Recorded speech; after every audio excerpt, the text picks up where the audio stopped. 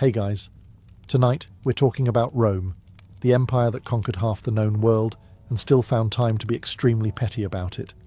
So before you get comfortable, take a moment, like the video and subscribe, but only if you genuinely enjoy what I do here. And let me know in the comments where you're tuning in from and what time it is for you. It's always fascinating to see who's joining us from around the world. Now, dim the lights, maybe turn on a fan for that soft background hum, and let's ease into tonight's journey together. When Rome captured a queen, it did not see a defeated woman sitting quietly in a tent wondering how everything went so wrong. Rome saw a logistical nightmare wrapped in a crown. Queens were not standard prisoners. They could not be processed, catalogued, and forgotten like a sack of captured spears. They were walking political problems with excellent posture and very bad timing. Rome loved order.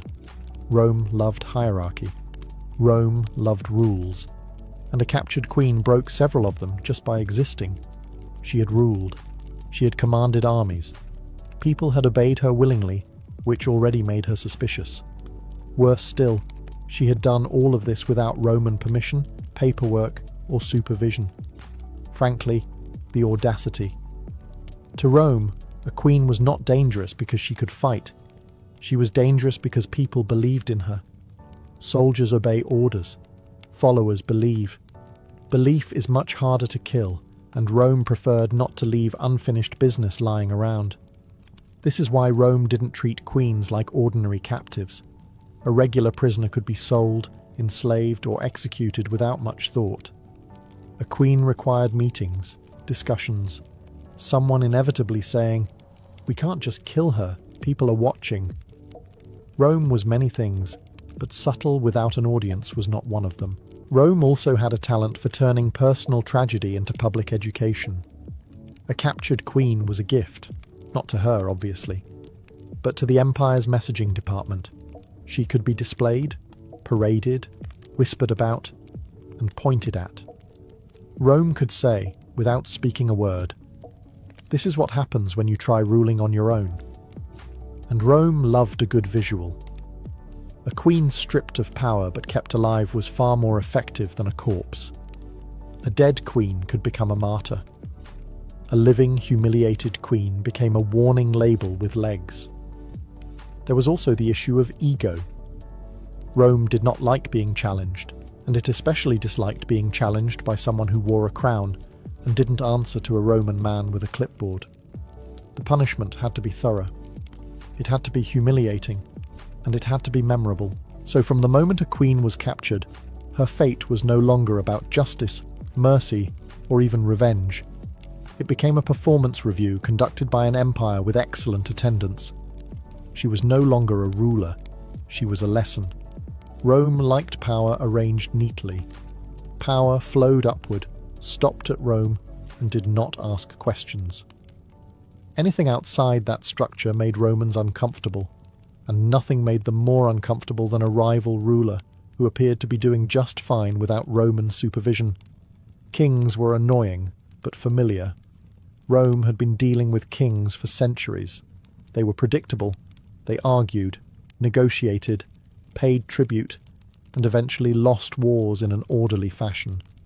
Queens, however, introduced an additional layer of discomfort. Not because Rome had never seen powerful women, it absolutely had, but because a queen ruling independently broke several unspoken rules at once. A ruling queen suggested that authority did not require Roman approval, Roman bloodlines, or Roman institutions. Even worse, it suggested that loyalty could exist outside Rome's carefully managed ecosystem. From a Roman perspective, this was not rebellion. This was ideological contamination. Rome did not officially say, "We dislike female rulers." Rome was far too sophisticated for that. Instead, Roman writers quietly framed queens as unnatural, excessive, emotional, or dangerously charismatic. Anything that suggested their rule was an anomaly rather than a legitimate system. This was less about gender and more about control. Rome disliked anyone who made ruling look achievable without them. And let's be honest, Rome also hated competition. A queen who successfully governed, inspired loyalty, and resisted Rome made the empire look temporarily fallible. Rome did not do fallible. Rome did inevitability. So when such a queen was captured, Rome saw an opportunity, not simply to punish, but to correct the narrative. Her capture allowed Rome to say, "See, this arrangement was always unstable."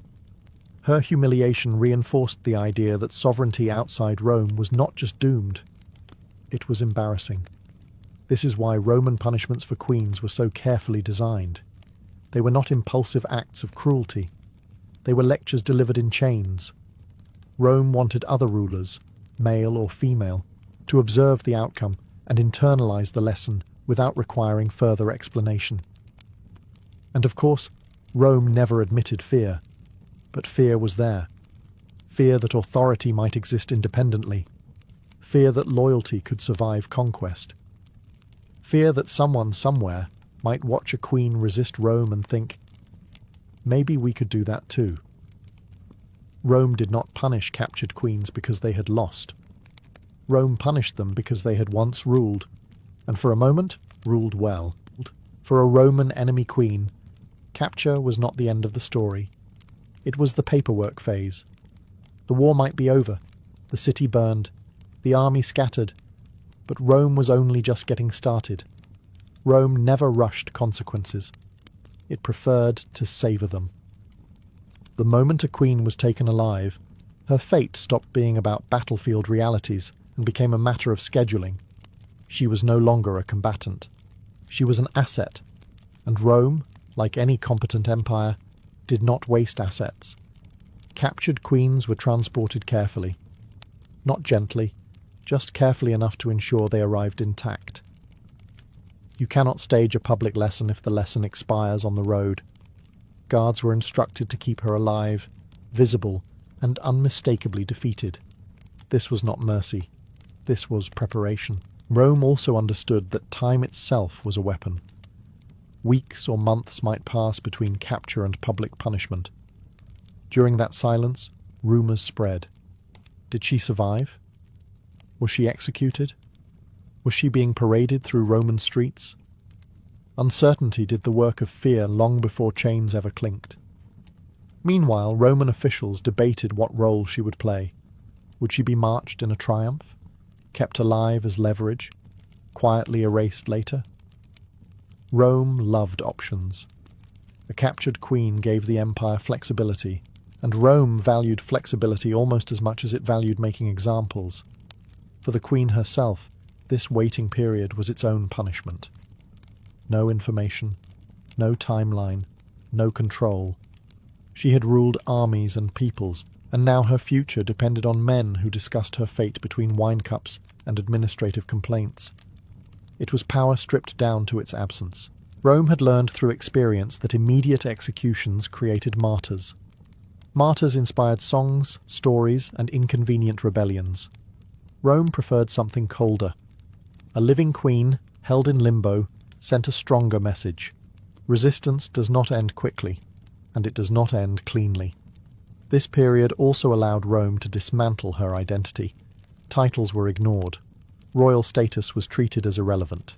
She was referred to not as a ruler, but as the woman, the captive, or the barbarian. Language mattered. Rome was already rewriting her story before the public ever saw her. By the time the queen reappeared, whether in chains or in silence, she was no longer presented as a leader who had challenged Rome.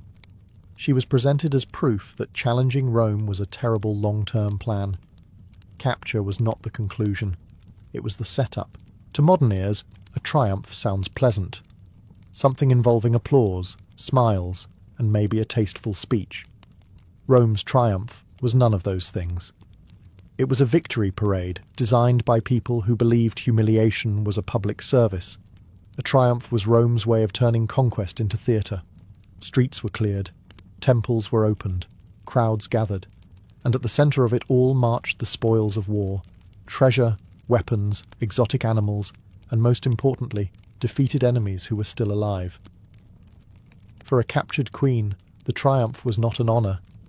It was the most carefully choreographed insult imaginable. She was paraded through Rome behind the victorious general, sometimes in chains, sometimes bound with symbolic restraints that ensured everyone noticed she was no longer in charge. The crowd did not need instructions. They understood their role immediately. This was the part where you stare, whisper, laugh, and remember that Rome wins. Rome loved visual storytelling. The Queen's presence was meant to contrast sharply with the general riding high, wrapped in purple, pretending to be almost divine for the day. She walked. He rode. She followed. He led. The message was so clear it barely needed translation. Her appearance was deliberately foreign.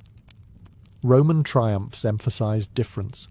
Strange clothing, unfamiliar jewelry, unusual hairstyles, all of it designed to reinforce the idea that she came from a lesser world that had been neatly folded into Roman dominance.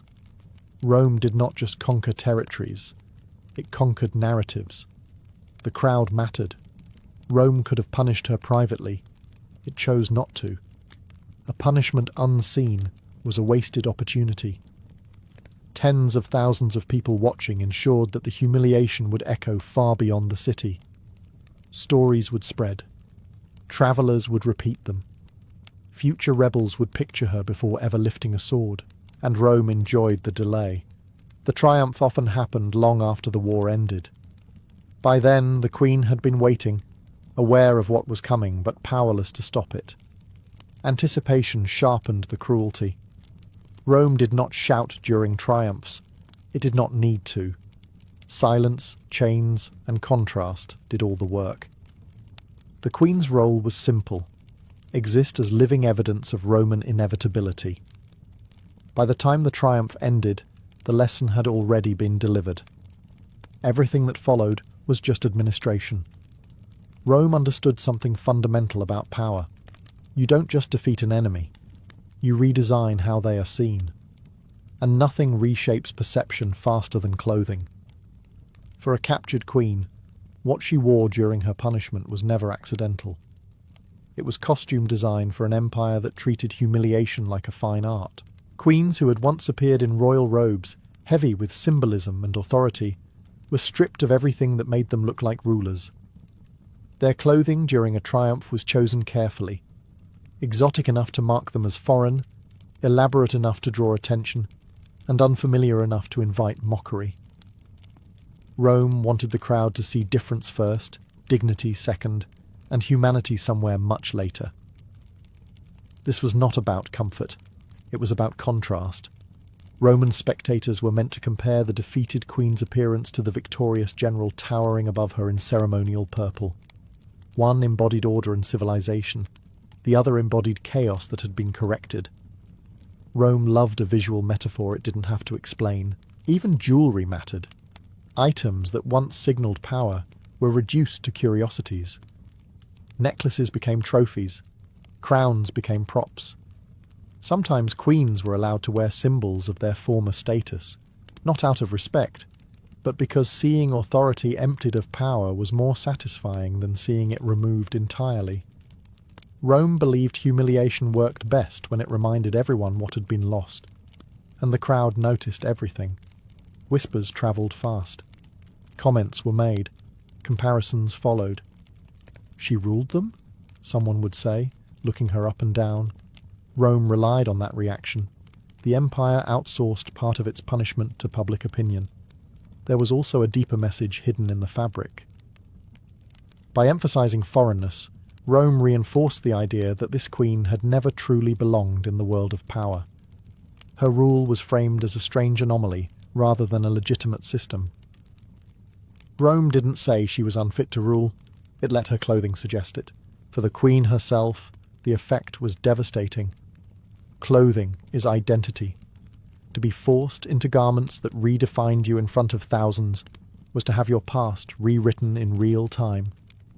She was no longer seen as a ruler who lost a war. She was seen as a spectacle who never should have ruled at all. Rome didn't need words. The fabric did the talking. If Rome wanted to make a point absolutely unmistakable, it added children. Not as an accident, not as collateral damage. as a feature. When captured queens were paraded in triumphs, they were sometimes forced to appear alongside their children. This was not done out of cruelty alone, although cruelty was very much present, but out of calculation. Rome understood that nothing communicates total victory like demonstrating control over the future. A queen without heirs could still inspire rebellion. A queen whose children stood beside her in chains? That was finality with a bow on top. To Roman spectators, the message was devastatingly clear. Not only had Rome defeated the ruler, it had neutralized the bloodline. No avengers waiting in the wings. No rightful heirs growing up beyond Rome's reach. The story ended here, in the street, in front of everyone. Rome liked clean endings. The presence of children also softened the queen's image in a very specific way, not toward sympathy, but toward inevitability. A woman dragging her children through humiliation was no longer seen as a defiant leader. She was framed as a tragic figure whose resistance had failed not only herself, but those who depended on her. Rome loved that framing. It transferred blame away from the empire and placed it squarely on the defeated ruler. And yes, it was deliberate. Roman audiences were not encouraged to think, "How cruel." They were encouraged to think, "This is what happens when you resist." For the queen, this was perhaps the sharpest edge of punishment. Authority stripped away is one thing. Watching your children become props in Rome's performance was another. Rome did not simply conquer lands, it invaded family bonds and repurposed them as warnings. The children themselves were not always killed. Some were absorbed into Roman households. Some disappeared into obscurity. Some were kept alive as insurance against future rebellions. Rome preferred leverage to bloodshed whenever possible. But survival did not mean freedom. Growing up, Romanized, renamed, and removed from their origins ensured that whatever legacy the queen had built would not continue in recognizable form. Rome did not just end reigns, it redesigned futures. To Rome, this was efficiency. To history, it was chilling. Because the empire understood something most conquerors eventually learn. To truly defeat a ruler, you do not just destroy the throne, you erase the line that could ever reclaim it. When Rome allowed a captured queen to live, it was not being merciful, it was being strategic. Rome did not confuse survival with kindness, and neither should we. Keeping a queen alive was often the most efficient way to extend her punishment indefinitely. A dead queen could inspire rebellion, a living one could suppress it. Rome understood optics. A queen breathing, visible, and thoroughly powerless sent a clearer message than an execution ever could. Her people could not rally around a martyr if the former ruler was still alive, especially if she was seen paraded, imprisoned, or reduced to a name spoken only in whispers. Hope fades faster when the symbol of resistance is still there, visibly broken. So Rome kept some queens alive on purpose. These women were housed in controlled environments, guarded residences, temples, or prisons, where every movement was monitored and every interaction filtered. They were fed, clothed, and medically maintained just enough to remain functional. Think less honoured captive, and more carefully preserved warning sign. The cruelty was subtle, which made it effective. No crowds, no cheering. Just endless days without power, purpose, or agency. Rome understood that rulers accustomed to command did not need chains to feel imprisoned. Silence worked just as well. From Rome's perspective, this was good governance. A living queen could be referenced in negotiations. Her existence could be mentioned casually to discourage uprisings. "You know, she's still alive," was often enough to quiet ambitious leaders who remembered how her resistance ended. And if she stopped being useful? Rome was nothing if not adaptable. Survival also allowed Rome to reshape her story.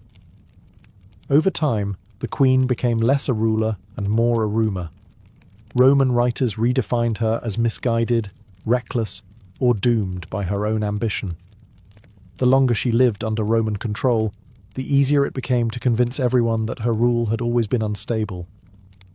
From the Queen's perspective, survival was a slow dismantling. Each day erased another layer of identity. No court, no authority, no voice, just existence without influence. Rome didn't need to torture her physically. It let time do the work.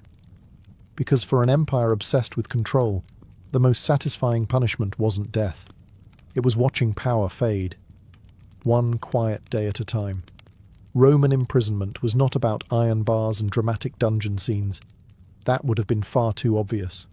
For captured queens, imprisonment was subtler and far more effective. Rome didn't just lock them away. It removed everything that had ever made them dangerous. A queen in captivity was not treated like a criminal. She was treated like an inconvenience that needed to be contained politely. She might live in a guarded villa, a temple complex, or a carefully monitored residence rather than a cell. From the outside, it could almost look comfortable, and that was the point. Rome understood that visible comfort softened outrage. A queen kept alive, fed, and housed allowed Rome to claim moral superiority while quietly dismantling her authority. No chains were needed when no one listened to her anymore. The true prison was isolation. Queens were separated from supporters, advisors, and anyone who might remind them of who they had once been. Communication was controlled. Visitors were filtered. Letters vanished mysteriously. Rome did not forbid contact outright. It simply made sure nothing meaningful survived the process. And then there was routine. Endless, dull, carefully structured routine. No decisions to make, no orders to give, no audience. For someone raised to command, routine was a form of psychological erosion. Each day stripped away another layer of relevance. Rome also understood the power of uncertainty. Queens were rarely told how long they would be held. Days blurred into months, months into years. The future existed only as a vague administrative possibility discussed somewhere far away by men who never intended to include her. Occasionally, a Roman official would visit, not to negotiate, not to threaten, just to observe, to remind her that Rome still remembered she existed, and that Rome alone decided when she stopped existing. This was not mercy, it was management. Rome preferred queens alive but inert, visible but silent, remembered but powerless.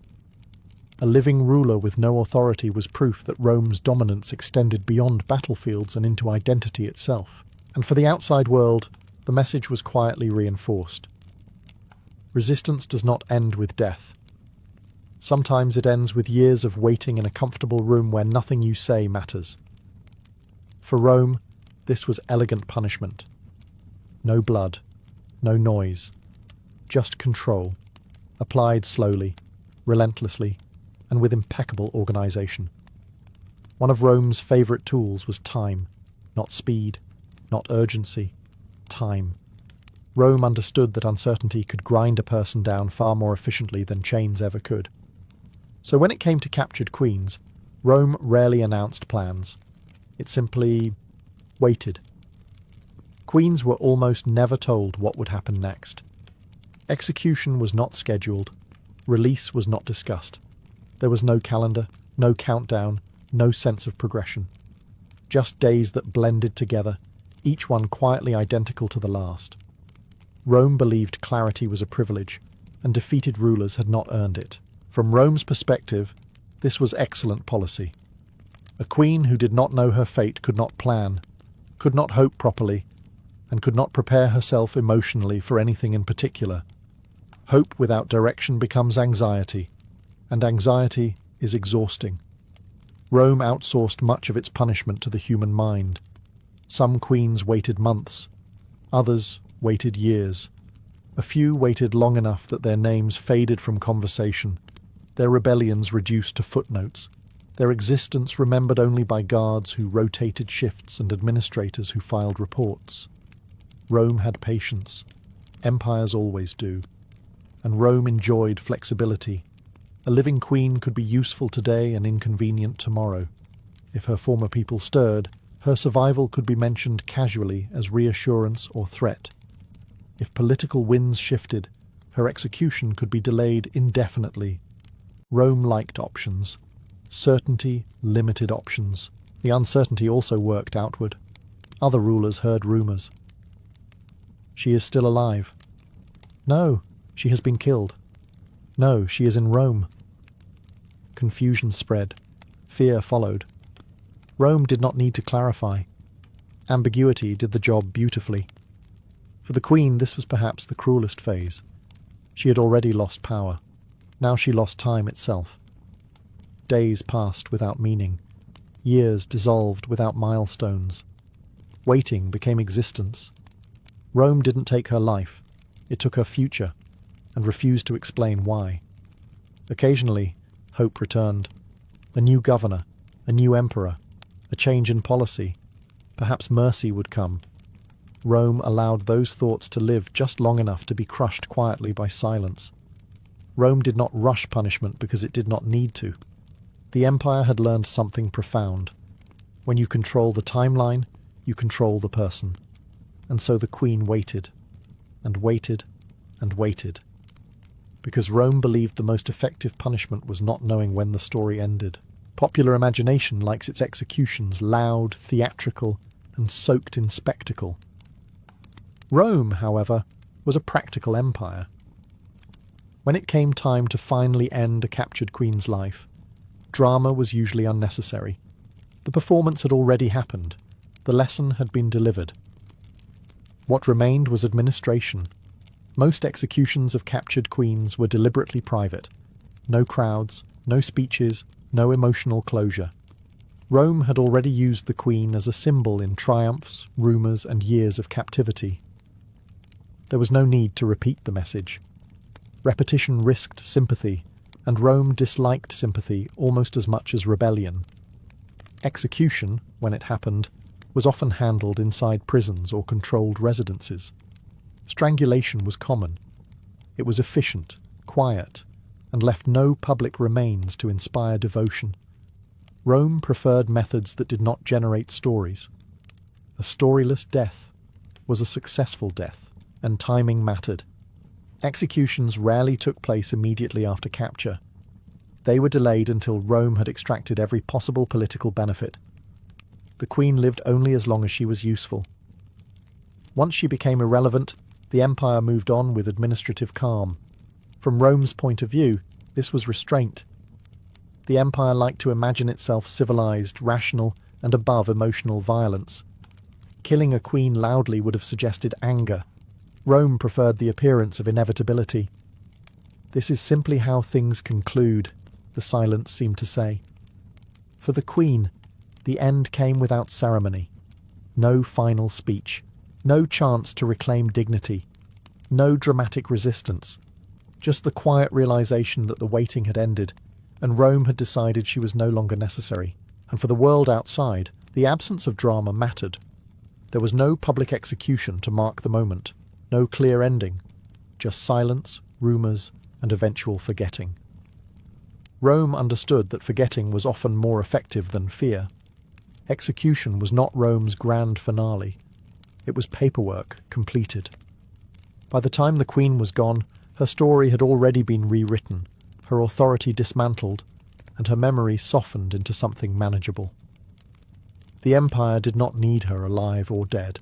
It only needed her irrelevant. And when that condition was met, Rome closed the file. Rome liked to separate spectacle from consequence. The applause came first. The silence came later. By the time a captured queen was executed, the crowd had long gone home. The triumphal decorations had been taken down, and Rome had already moved on to its next victory. This timing was not accidental. It was policy. Public punishment was for education. Death was for closure. Rome understood that crowds were unpredictable. Public executions could stir sympathy, outrage, or inconvenient emotional attachment. A queen killed in front of an audience risked becoming something Rome hated deeply. A martyr. Martyrs inspire stories. Stories inspire resistance. Rome preferred endings that produced paperwork, not legends. So the execution often happened after the city had finished celebrating. When the cheering stopped, when the general returned to private life, when the spectacle faded from memory, That was when Rome acted. Quietly, efficiently, without witnesses who might care. To the Roman public, the queen simply vanished. One day she was a name whispered during the triumph. The next, she was no longer mentioned. Silence replaced outrage. Silence replaced curiosity. Rome trusted silence to do what violence could not. This delay also allowed Rome to control emotional distance. By the time death came, the queen had already been reduced to an abstract idea. No longer a living figure walking the streets in chains, she became a rumour, a footnote, a former problem that had been handled. Executing her at that point felt less like cruelty, and more like closing a chapter everyone had already stopped reading. Rome also benefited diplomatically. Executing a queen immediately could provoke backlash from allies, relatives, or dependent kingdoms. Waiting allowed tensions to cool. By the time death occurred, objections had lost urgency. Rome was very good at letting outrage expire naturally. For the queen, this timing added one last cruelty.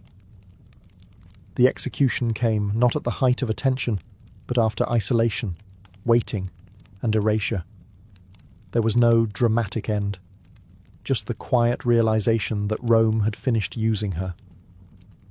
Rome did not want its enemies remembered at their strongest. It wanted them remembered at their weakest, or not at all. And so the queen died, not as a ruler, not as a rebel, not even as a symbol. She died after the applause, when no one was listening. Which, from Rome's perspective, was exactly the point. For Rome, killing a queen was not always the final step. Sometimes it was unnecessary, sometimes it was inefficient. The most thorough punishment was not death, but disappearance. Rome had a talent for making people vanish without ever leaving a body behind. Erasure was subtle. It didn't require chains, guards, or witnesses. It required scribes. Roman historians, poets, and officials controlled the narrative, and they used that power generously. Queens who had once commanded armies and territories were reduced to brief mentions, distorted anecdotes, or vague warnings about barbarian women. Their names were misspelled, minimized, or omitted entirely.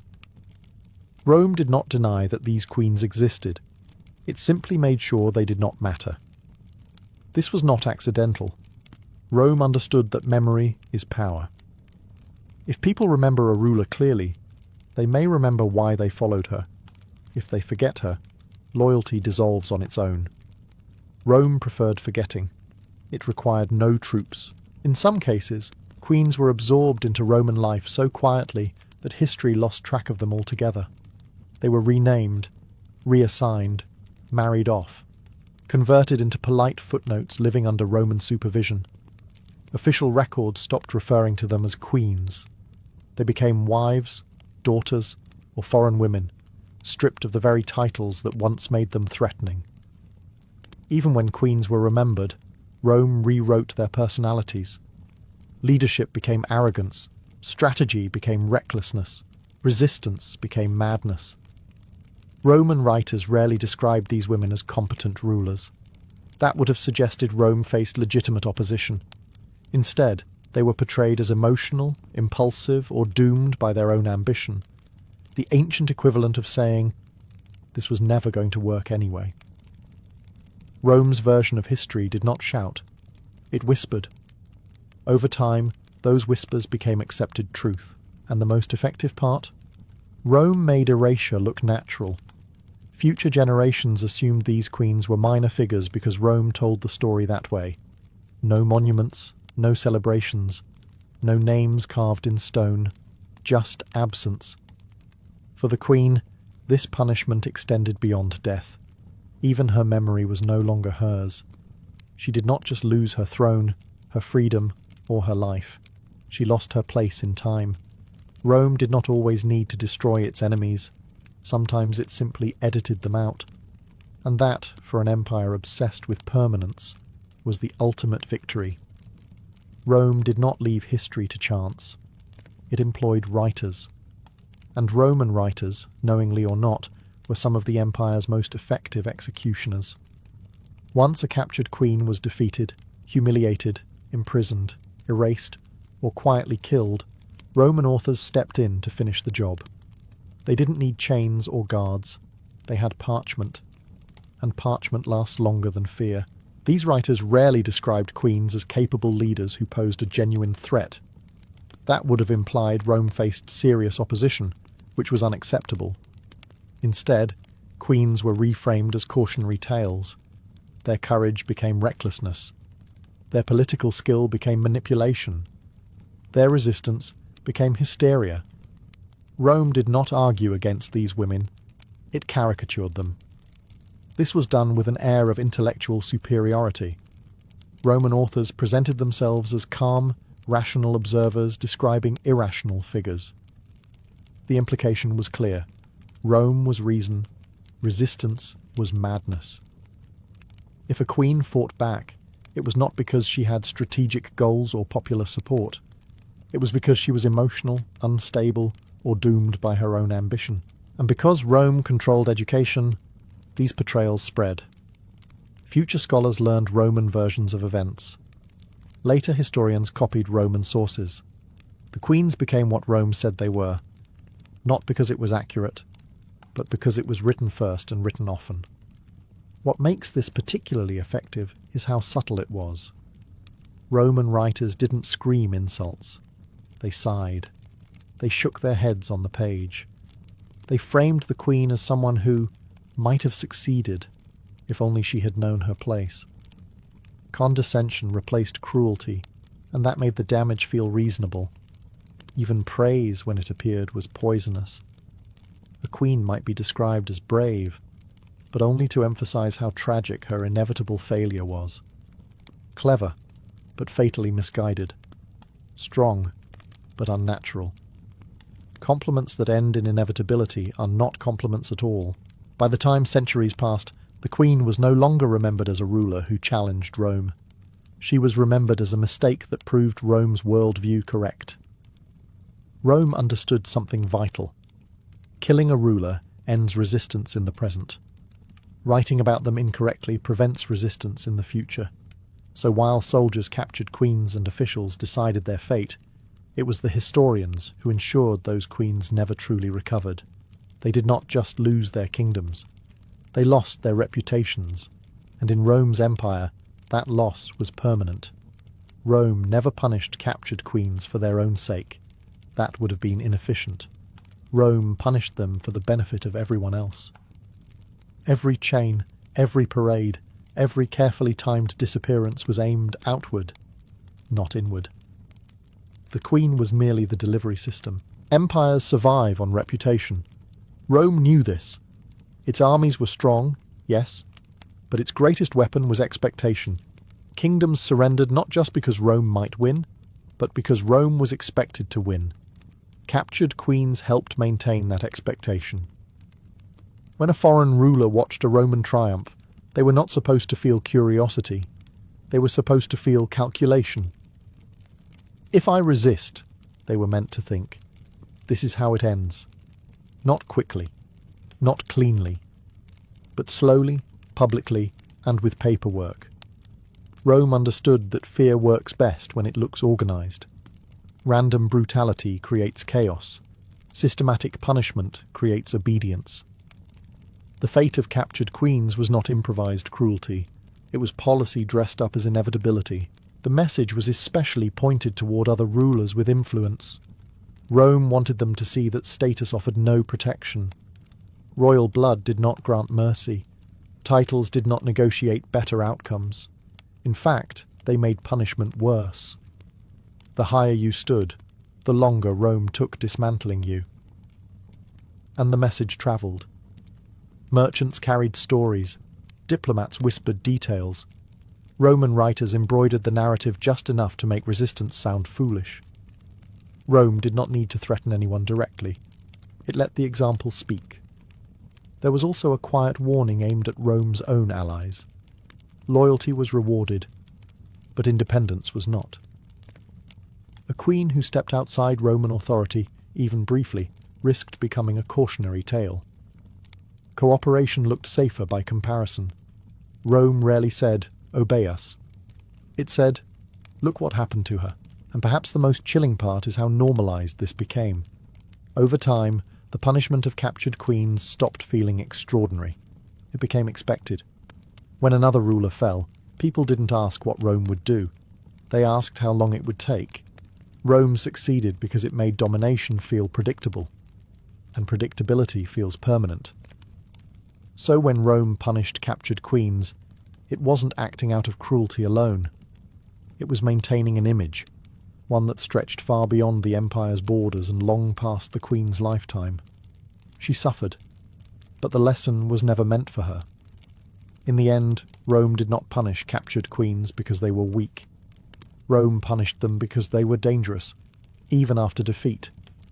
A queen represented an idea Rome could never fully control, authority that did not originate in Rome and did not require Roman approval. Empires can tolerate enemies. They can tolerate rebels. What they struggle with are alternatives. A ruling queen embodied the uncomfortable possibility that power could exist outside Rome's carefully managed hierarchy. She had ruled without Roman law, Roman gods, Roman armies, or Roman paperwork. People had followed her willingly. That fact alone was unsettling enough to warrant correction. Rome was not insecure, but it was thorough. It did not like loose ends, unresolved symbols, or lingering doubts. A captured queen was all three.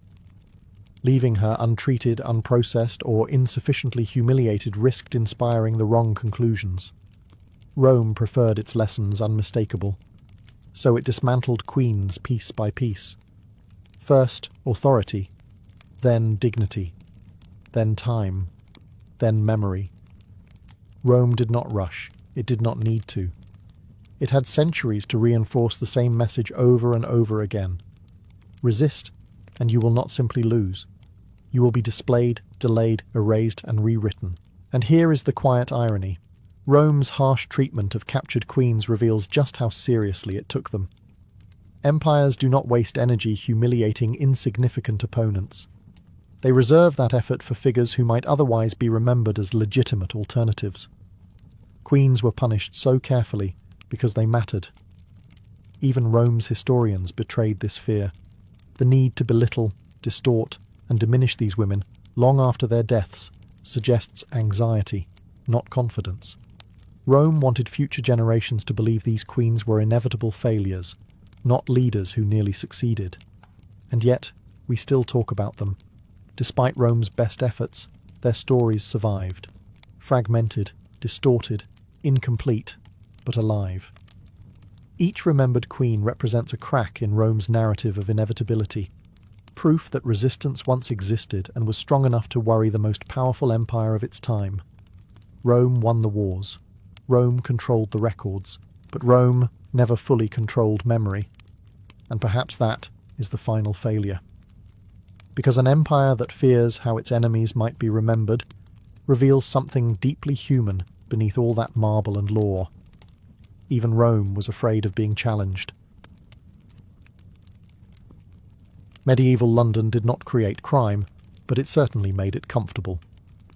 By the 13th and 14th centuries, the city was bursting at the seams, with perhaps 80,000 people packed inside old Roman walls, never designed for that many bodies, carts, animals, and ambitions.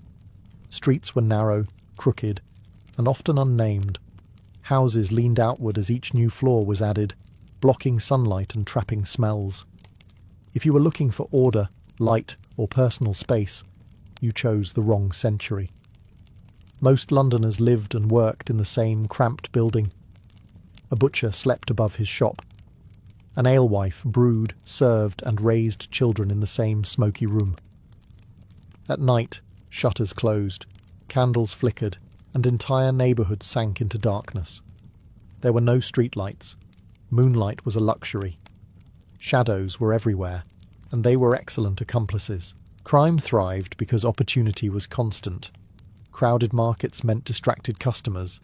Pilgrims and foreign merchants arrived daily with purses full of coin and no idea where they were going. The taverns spilled drunk men into the streets after curfew. Apprentices slept 10 to a room. Servants carried goods through alleys barely wide enough for 2 shoulders. If you wanted to steal, you did not need skill, you needed patience. London's layout did not help law enforcement. The city was divided into wards, each responsible for its own policing. That policing consisted mostly of unpaid local men doing night watch duty with staves and lanterns, assuming they stayed awake. They were neighbours, not professionals, and they knew exactly who lived where, which made enforcing the law awkward. Arresting a stranger was easy. Arresting your cousin was another matter entirely. Then there was the river. The Thames was London's highway, dumping ground, and escape route all in one. Stolen goods vanished onto boats. Bodies occasionally did too. Docks drew sailors, labourers, prostitutes, thieves, and gamblers in equal measure. Where money moved, crime followed. London was also a magnet. If you were poor, desperate, or running from something, the city promised work, anonymity, and chaos. For many, it delivered only hunger and temptation. Theft was not always a career choice. Often, it was a short-term survival strategy that went very wrong. In short, medieval London was noisy, filthy, overcrowded, poorly lit, and loosely policed. It was not a city designed to prevent crime. It was a city that quietly invited it in, shut the door, and pretended not to notice until someone screamed. If medieval London had a background noise, it was the rustle of fingers where they did not belong. Pickpocketing was the most common crime in the city, and also the hardest to stop. Crowds were everywhere. Markets, churchyards, processions, executions and festivals all packed people shoulder to shoulder. Where bodies pressed together, hands wandered. The typical target was not a wealthy noble. It was the ordinary man who carried his entire fortune on his belt. Coins were kept in purses tied with cords, worn openly for convenience and necessity. There were no banks for daily wages. If you earned money, you carried it. And if you carried it, someone noticed. Cut purses specialised in removing those purses with small knives, slicing cords cleanly and quietly. The victim often felt nothing until the weight was gone. Some thieves worked alone, but many operated in groups. One person bumped the target, another shouted or spilled ale, a third made the cut. By the time confusion settled, the purse had already changed hands twice. Children were frequently involved. Orphans and runaways learned quickly that small hands raised less suspicion. They were trained to watch for distracted merchants, drunk sailors, or pilgrims staring at relics instead of their belongings. If caught, children might be beaten or branded, but many judges hesitated to hang them. This made them useful tools in a brutal system. Markets were prime hunting grounds. Buyers focused on haggling. Sellers focused on profit. Thieves focused on both. Church crowds were equally tempting. Piety did not protect your purse, and sermons about sin did little to discourage someone who had not eaten in days. Punishment for theft depended on value. Small thefts might result in fines, time in the stocks, or whipping. Larger sums meant branding on the cheek or forehead, marking the thief forever. Repeat offenders faced mutilation, usually the loss of an ear or hand. Hanging waited at the end of the path, visible to everyone and carefully remembered. Public shame was part of the system. Thieves were paraded through streets, mocked, spat on, and sometimes pelted with rotten food. The goal was deterrence through humiliation, though it often created hardened criminals instead. Despite this, pickpocketing never disappeared. It adapted. Thieves learned new tricks. Londoners learned to clutch their purses tighter. The city accepted it as part of daily life, like mud on boots or smoke in the air. In medieval London, losing your money was not shocking. It was expected. Taverns were where medieval London went to relax, which is precisely why they were where trouble gathered. Ale was cheap, safer than water, and consumed in heroic quantities. By sunset, many taverns were already loud. By nightfall, they were dangerous. Drink loosened tongues, blurred loyalties, and turned small insults into matters of honour that absolutely required fists. Most tavern brawls began over nothing worth remembering. A spilled cup, a disputed dice throw, a perceived insult to a woman who may or may not have been present. Once voices rose, others joined in quickly, either out of loyalty, boredom, or the simple joy of chaos. Benches became weapons. Tankards flew. Knives appeared faster than anyone later admitted. Weapons were common. Men carried daggers as tools as much as arms. Apprentices were forbidden by law from carrying swords, which did not stop them. Sailors brought knives from the docks. Even a broken bottle or a fire poker could become lethal. A brawl that started with shouting could end with a body on the floor and no clear idea of who struck the final blow. Street violence often followed. When taverns closed at curfew, drunk patrons spilled into alleys already dark and narrow. Fights continued outside, sometimes drawing in watchmen who were just as likely to be attacked as assisted. Night watch patrols were poorly paid and poorly trained. Many preferred to shout warnings from a distance rather than intervene directly. The law treated violence seriously, but unevenly. If no one died, punishments ranged from fines to time in the pillory. Serious injuries could lead to imprisonment. Homicide complicated matters. Killing in self-defense was theoretically excusable, but proving it was difficult. Witnesses were often drunk, biased, or conveniently absent. Guild rivalries also fueled violence. Apprentices from different trades clashed regularly, especially during festivals. Bakers fought butchers. Fishmongers fought just about everyone. These were not random fights. They were expressions of identity, loyalty, and long-standing grudges, carried out with enthusiasm and very little planning. Authorities attempted crackdowns, imposing curfews and banning weapons in taverns, but enforcement was inconsistent. Tavern owners depended on rowdy customers. Watchmen depended on not getting stabbed. In the end, tavern violence was tolerated because it was familiar. As long as it stayed within certain bounds, London accepted bruises, broken bones, and the occasional corpse as the price of a city that drank together every night. Medieval London officially disapproved of prostitution, while quietly relying on it. Brothels were considered a necessary evil, a way to prevent worse sins, by channeling male desire into regulated spaces. The city did not ban them outright. Instead, it tried to control them, which meant accepting that sex work was part of urban life, as long as it stayed where authorities could see it. Most legal brothels were concentrated in specific districts, especially Suffolk, across the Thames. This area fell under different jurisdiction, conveniently outside the direct control of London's civic authorities. Brothels paid fees, followed rules, and submitted to inspections. Prostitutes were required to wear identifying clothing so they could not be mistaken for honest women, a distinction that mattered deeply in court and on the street. Despite regulation, brothel raids were common. Officials periodically staged moral crackdowns, often during times of political unrest or religious pressure. These raids were less about ending prostitution and more about demonstrating authority. Women were arrested, fined, publicly shamed, or briefly imprisoned, then released back into the same system that had just punished them. Clients were rarely targeted.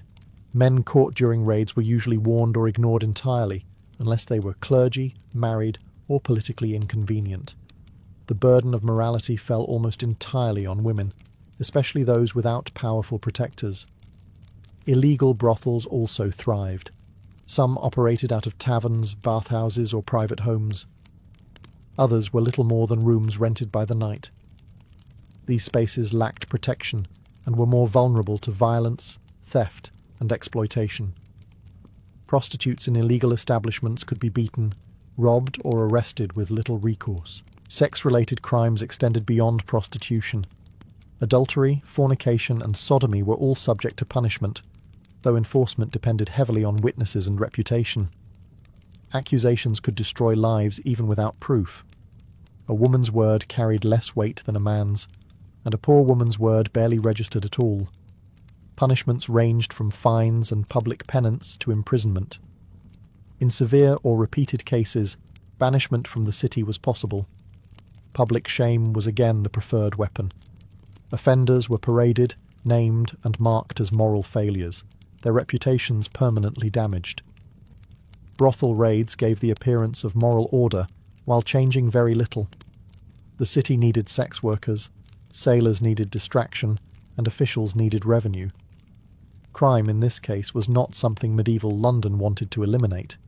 It simply wanted to manage it quietly, preferably without admitting how dependent it truly was. Theft in medieval London was not just a crime, it was a public spectacle waiting to happen. The city believed deeply in visible punishment. Justice was meant to be seen, remembered, and feared. If someone stole, the goal was not rehabilitation. It was warning. Petty theft, such as stealing bread, tools, or clothing, was common, especially during hard winters or food shortages. Courts understood desperation, but rarely excused it. A first-time offender might face a fine or whipping. If they could not pay, which most could not, the punishment became physical.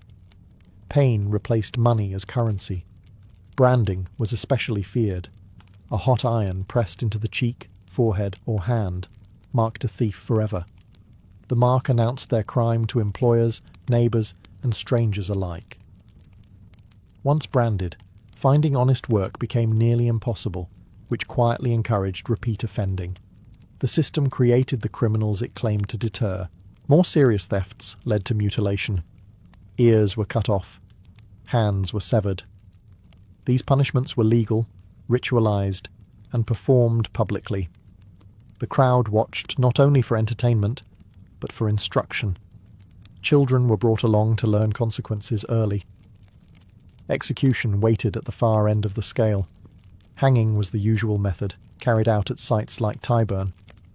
Theft above a certain value, or repeated offences, could send a person to the gallows. The threshold for a capital theft was low. A coat, a purse, or a few coins could be enough. Fear shaped daily behaviour.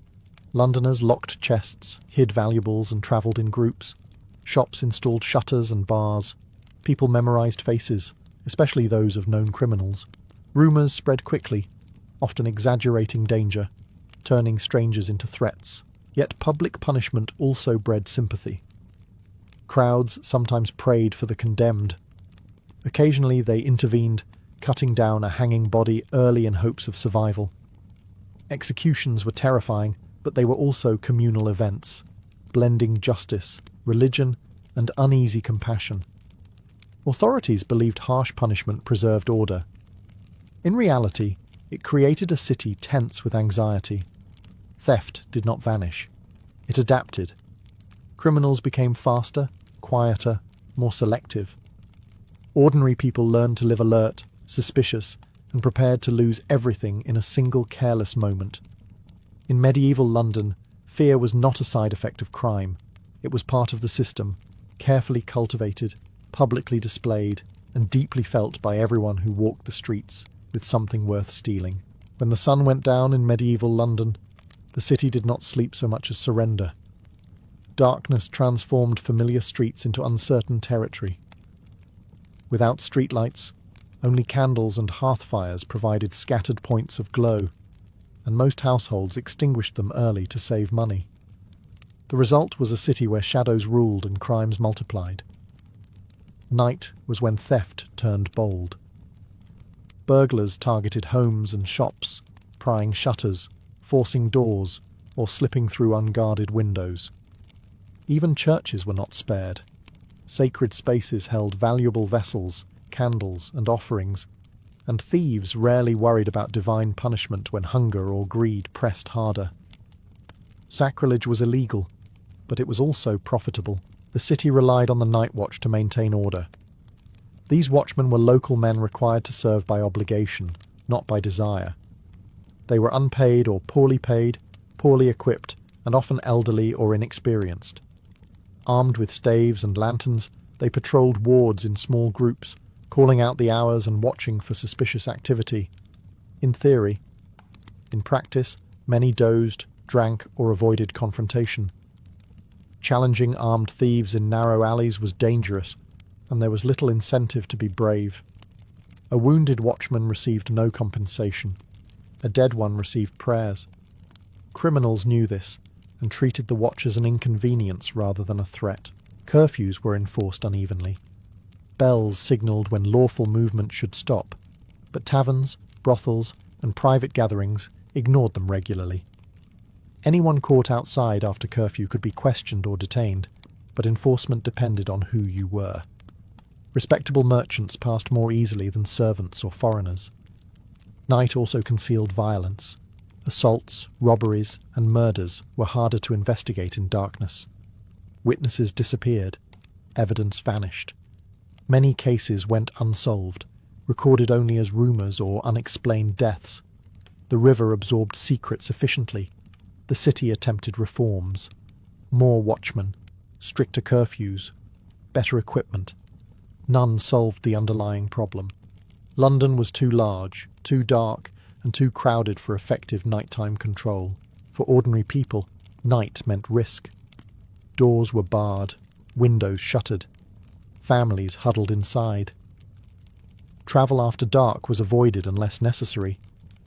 Those who moved through the city at night did so with purpose, fear, or both. In medieval London, daylight belonged to law and commerce. Night belonged to opportunity, desperation, and the quiet understanding that once darkness fell, help was uncertain and justice could wait until morning. Medieval London's prisons were not places of punishment in the modern sense.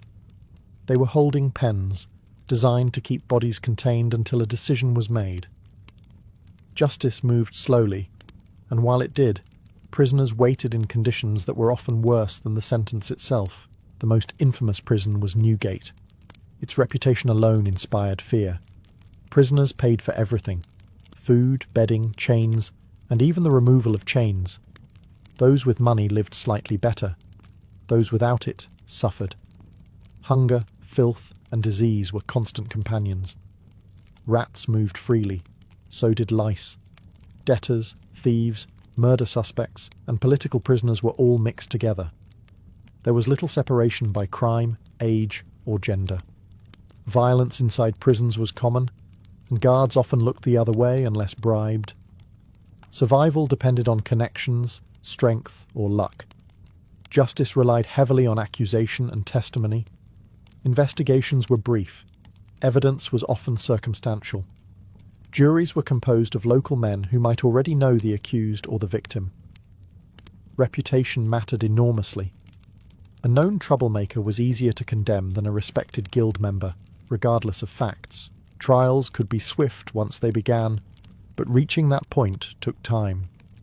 Prisoners waited weeks or months, unsure whether they would be fined, maimed, banished, or killed. Anxiety was part of the punishment. Confessions were sometimes encouraged through pressure rather than force, though outright torture was rare in England compared to elsewhere. Not all justice was harsh. Courts occasionally showed mercy, especially to first-time offenders or those with community support. Pardons were possible, often granted during religious festivals or royal celebrations. Charity existed alongside cruelty, though unpredictably. Public trust in justice was fragile. Some saw courts as necessary protectors. Others saw them as tools of the powerful. Corruption was an open secret. Bribes could soften sentences. Influence could erase charges. The poor understood that law was not blind. It looked very closely at your status. Prisons embodied this imbalance. They punished poverty as much as crime. For many, the mere act of being imprisoned destroyed their livelihood, family, and future, regardless of outcome. In medieval London, justice was not only about guilt or innocence. It was about endurance. If you survived the waiting, the filth, and the fear, whatever sentence followed might almost feel like a conclusion rather than a beginning. Execution day in medieval London was not quiet, solemn, or private. It was loud, crowded, and disturbingly festive. When word spread that someone was to hang, people came out in force. Vendors sold food, children climbed for a better view. What was meant to inspire fear often slid into entertainment. Most executions took place at established sites such as Tyburn, just outside the city. Condemned prisoners were marched through the streets, sometimes tied to a hurdle or cart, giving the crowd time to gather. This procession mattered. It transformed punishment into a moral lesson on display, a final warning delivered step by step. Hanging was the usual method, especially for thieves. It was simple, cheap, and public. Death was not always quick. Short drops meant slow strangulation. The crowd watched everything. Some jeered, others prayed. A few shouted encouragement, hoping the condemned would repent loudly enough to save their soul, if not their body. Executions reinforced social order. Criminals were shown as cautionary examples, not tragic figures. Yet sympathy often crept in. Many condemned were young, poor, or clearly terrified. Mothers fainted. Friends wept. Sometimes the crowd intervened, pulling on legs to hasten death, an act of grim mercy. Bodies were sometimes left hanging for hours or days, especially in notorious cases. This was meant to extend the lesson. Rotting corpses marked the boundary between law and chaos. Londoners learned where not to step, literally and morally. Not all executions were equal. Nobles convicted of serious crimes might be beheaded instead, a cleaner and faster death. Status followed you to the scaffold. Even in death, hierarchy mattered. Religious rituals softened the moment. Priests offered prayers. Confessions were encouraged. A well-spoken final speech could earn respect or forgiveness.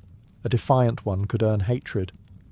Last words mattered because they were remembered, repeated, and sometimes written down. Execution days revealed a contradiction at the heart of medieval justice. The city wanted fear, order, and obedience, but it also craved drama. Punishment was law, theatre, and morality play combined. For Londoners, the gallows were not abstract threats. They were familiar landmarks. Everyone knew someone who had stood there, waiting. Crime ended lives publicly, loudly, and in full view, ensuring no one forgot what the city demanded in return for order. Crime in medieval London was not an interruption to daily life. It was woven into it. People did not expect safety in the modern sense. They expected risk, loss, and the constant need to stay alert. Survival meant adapting rather than resisting. Londoners learned habits early. Purses were tied tightly and worn under clothing when possible. Doors were barred at dusk. Neighbours listened for unfamiliar footsteps. Strangers were watched carefully, especially at markets and taverns. Trust existed, but it was cautious and conditional. Communities policed themselves as much as the law did. Reputation mattered. A known thief found doors closed and work scarce. Gossip spread faster than official warnings. At the same time, communities protected their own. Witnesses sometimes lied. Juries hesitated to condemn neighbours they knew, even when guilt was obvious. Justice bent under familiarity. Fear shaped social behaviour. Women avoided certain streets alone. Merchants travelled in groups. Apprentices learned which taverns were safest and which to leave before nightfall. Parents warned children not with abstract morals, but with real examples.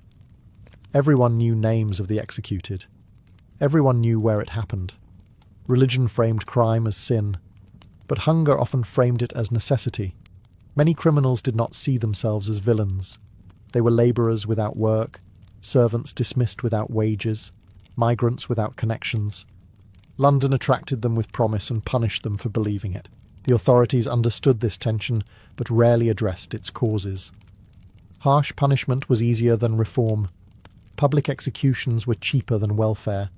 The city preferred fear over solutions, spectacle over stability. Despite everything, London endured. Trade continued.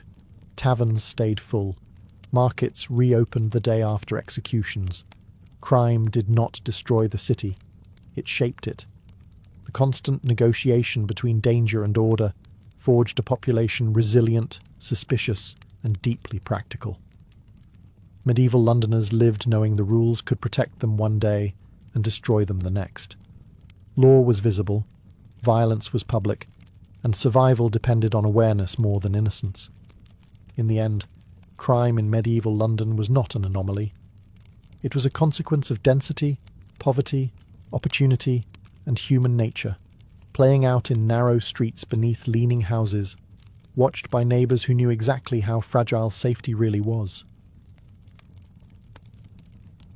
Vercingetorix was born into power long before he ever imagined rebellion. His people, the Arverni, were not a minor Gallic tribe tucked away in forests and hills.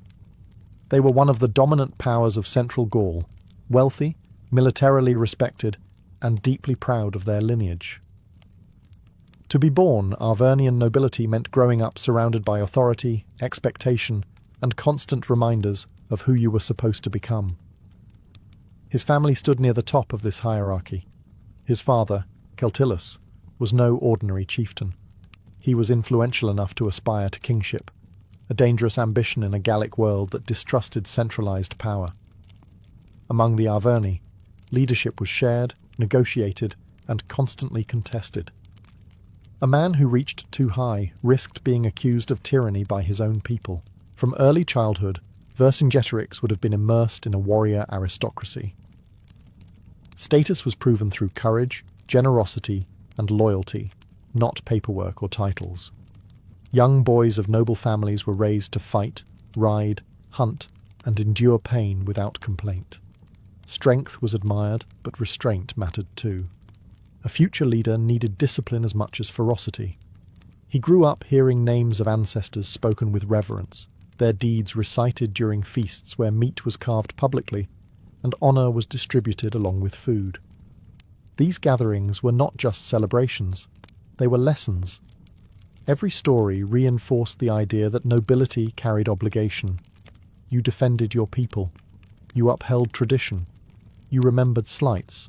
The Arverni world was intensely political. Alliances shifted. Rival clans watched one another carefully. Even within noble families, loyalty could fracture under pressure. Vercingetorix would have learned early that power was fragile, and that admiration could turn to suspicion overnight. And then there was Rome. Not yet an occupying force in his childhood, but a growing presence in stories, trade, and rumours. Rome was distant but looming, described as wealthy, disciplined, and dangerously organised. For a young noble, Rome was both a curiosity and a warning. Vercingetorix's birth placed him inside a system that valued strength, memory, and independence above all else. He was raised not to obey quietly, but to lead loudly. That identity, forged before he ever held a sword in battle, would shape every choice he made once loyalty, survival, and revenge collided. Vercingetorix grew up in a world where memory mattered more than ink. Among the Arverni, writing existed, but it was not trusted with the soul of the people. Laws, history, and identity were carried by voices, not pages. To forget was to lose who you were. To remember was a sacred duty. As a child, Vercingetorix would have listened more than he read. Elders recited genealogies stretching back generations, naming warriors, chiefs, and rivals long dead, but still present in story. These were not distant legends. They were reminders that the living were only temporary custodians of a much older legacy. Every name carried expectations. Bards held enormous influence. They were historians, moral judges, and entertainers all at once. At feasts, they sang of victories and betrayals, praising generosity and mocking cowardice. Their words could elevate a man's reputation or quietly ruin it. Young nobles paid close attention. A future leader needed to understand how stories shaped power. Ritual feasts served as classrooms. Meat was divided according to rank, and every portion was symbolic. Who received the choicest cut was not accidental. Children learned hierarchy without being lectured. You watched, remembered, and absorbed the rules. Mistakes were noticed. Silence taught more than correction. Druids also shaped education, though indirectly. They were keepers of religious law and cosmic order, respected and feared. Noble children were exposed to their teachings through ritual, taboo, and example rather than formal instruction. The idea that the world was governed by unseen balances took root early. Training the mind mattered as much as training the body. Boys were expected to memorize long speeches, poems, and legal precedents. This sharpened memory and discipline.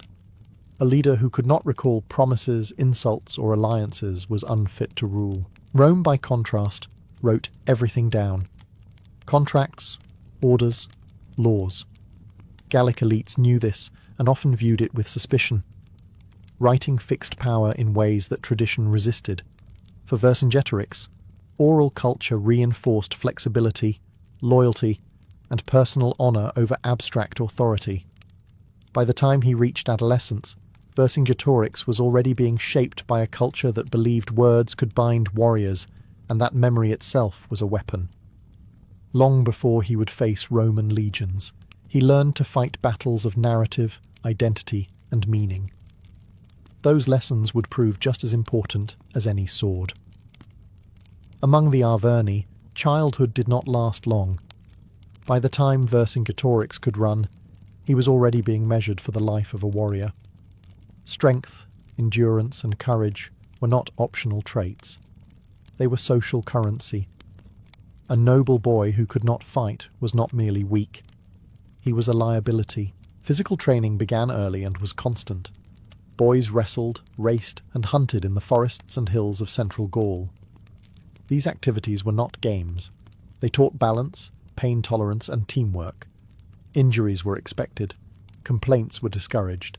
Endurance earned respect long before adulthood. Weapons were introduced gradually, first spears and shields, then swords. Young nobles practiced formation fighting, learning how to hold ground, protect comrades, and advance under pressure. Individual bravery mattered, but loyalty mattered more. A warrior who broke ranks endangered everyone. Hunting doubled as military preparation. Tracking prey sharpened patience. The kill tested resolve. Feasts that followed reinforced generosity.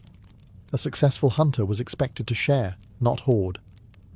Reputation grew through giving, not keeping. Vercingetorix would have watched older warriors closely. Veterans bore scars openly, proof of survival and honor. Stories of past battles were retold endlessly, emphasizing moments of courage and betrayal alike. These stories were warnings as much as inspiration. Discipline was social rather than institutional. Shame enforced behavior more effectively than punishment.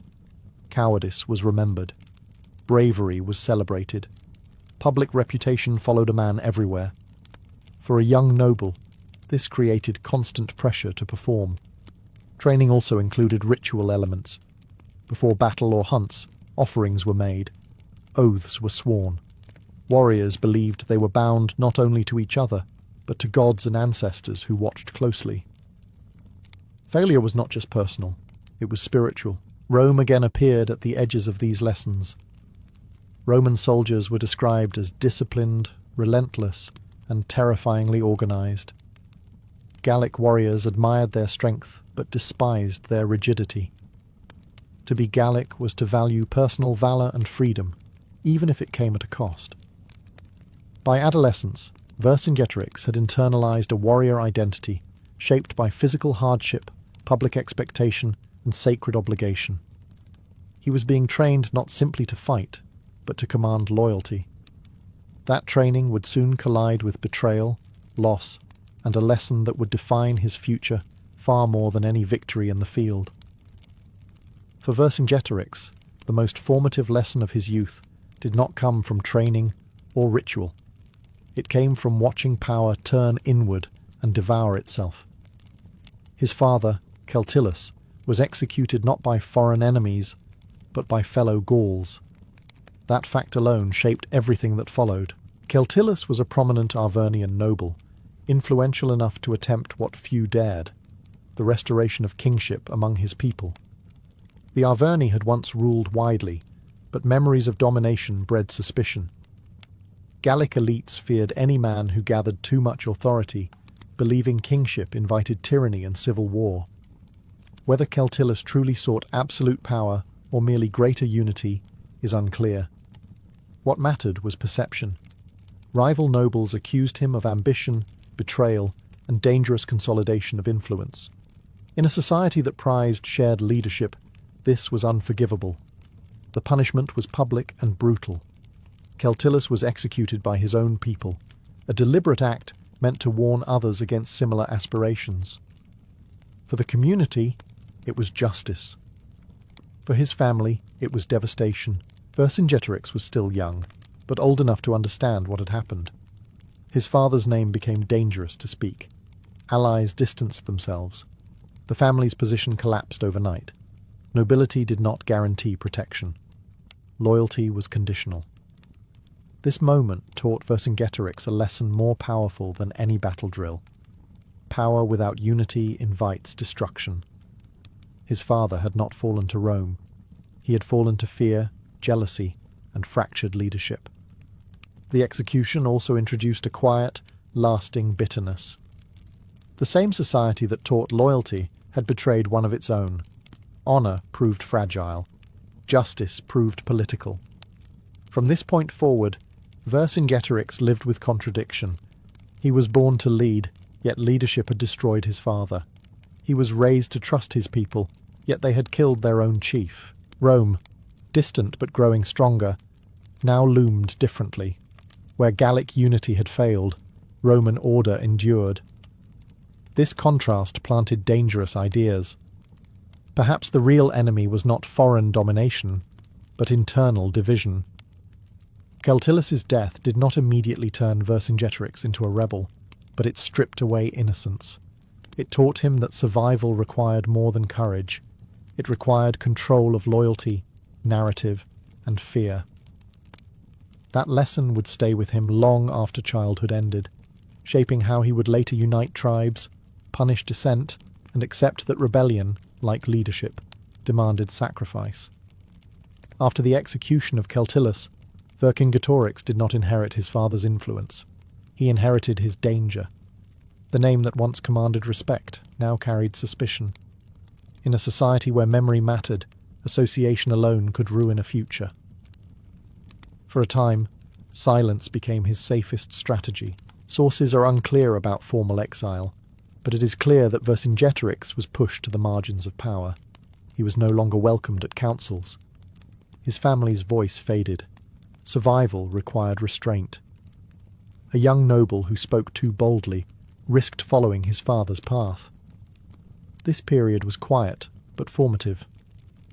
Without a public role, Vercingetorix learned to observe. He watched how leaders argued, how alliances shifted, how fear guided decisions more than honor. He learned who benefited from his father's death and who quietly regretted it. Isolation hardened him. Warrior culture valued action, yet he was forced into patience. This created an unusual balance. He remained trained for violence, but learned when not to use it. Many warriors never learned that distinction. He also gained exposure to wider Gaul. Moving beyond the Arverni heartland meant encountering other tribes, customs, and rivalries. Each group shared traditions but differed in leadership styles and priorities. Unity was spoken of often, achieved rarely. Rome appeared more clearly during these years. Roman traders, envoys, and soldiers were no longer distant rumours. They were present, organised, and confident. Their alliances with certain Gallic elites created tension. Some chiefs admired Roman stability. Others resented Roman interference, but accepted Roman gold. Vercingetorix saw how Rome exploited division. It rewarded cooperation and punished resistance selectively. This strategy weakened Gaul without open war. The lesson was unmistakable. Silence also allowed grief to settle into resolve. His father's execution was no longer a shock. It became a reference point, a reminder of what fractured leadership cost and what fear-driven politics destroyed. By the end of this period, Vercingetorix was no longer simply a dispossessed noble. He was a careful observer of power, loyalty, and weakness. He had learned that survival required more than bravery. It required timing. This chapter of restraint would make his later actions seem sudden and explosive. In reality, rebellion had been forming quietly, shaped by years of watching Gaul undermine itself, while Rome waited patiently for the pieces to fall.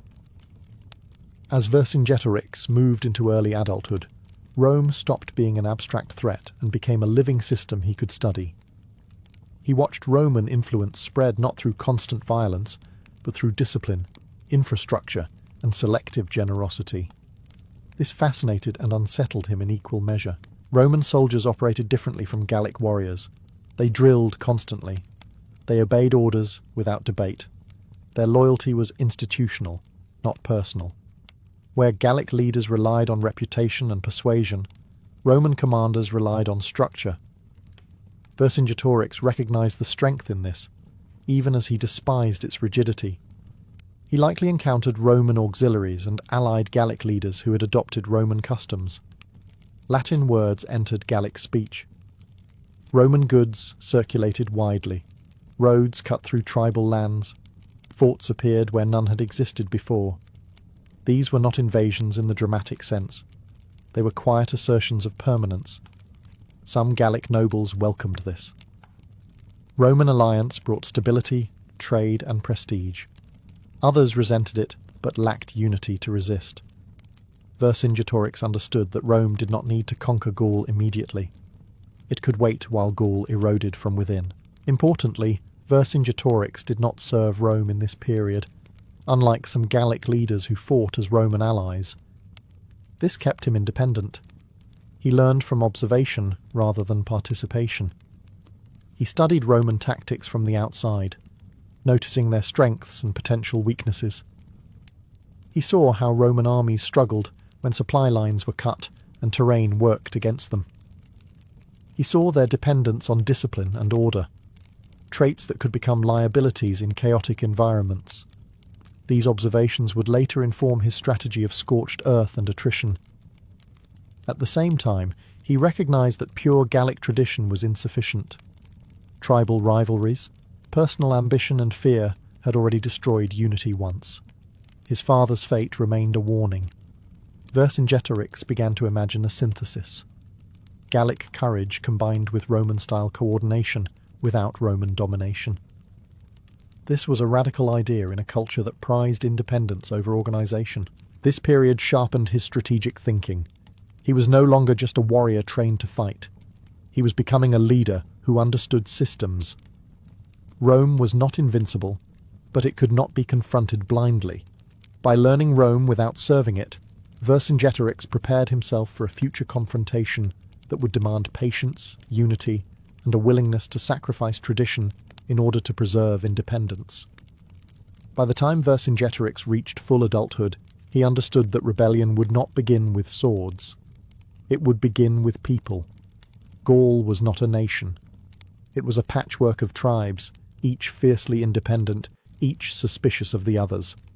Any attempt at unity risked repeating his father's fate. Vercingetorix moved carefully. He spoke first to those who had lost under Roman influence, rather than those who benefited from it. Dispossessed warriors, younger nobles without power, and communities burdened by Roman demands were more receptive. These were people with grievances, but no voice. He framed resistance not as ambition, but as survival. Rome did not need kings, it needed collaborators. Tribal elites who aligned with Rome gained short-term security, but lost autonomy. Vercingetorix emphasized this quietly, allowing others to reach the conclusion themselves. His reputation as Celtilus's son worked both for and against him. Some feared his lineage, others saw it as proof that he understood the cost of disunity. He did not promise glory, he promised discipline, shared sacrifice, and consequence for betrayal. Unlike traditional Gallic leaders, he insisted on obedience. Orders were not suggestions. Dissent had limits. This unsettled some nobles, but appealed to warriors tired of indecision. Vercingetorix understood that Rome would exploit hesitation mercilessly. Ritual played a role. Oaths were sworn publicly. Feasts reinforced bonds. Religion was invoked not just for legitimacy, but for accountability. Breaking unity became not only political treachery, but spiritual failure. At the same time, Roman presence increased. Caesar's campaigns elsewhere in Gaul sent shockwaves. Tribes watched cities fall, leaders executed, and resistance crushed. Fear spread faster than hope. Vercingetorix leveraged this fear. He argued that delay guaranteed subjugation. Unity offered at least a chance. His message was not optimistic, it was urgent. This stage was fragile. One betrayal could destroy everything. One accusation of ambition could echo his father's end.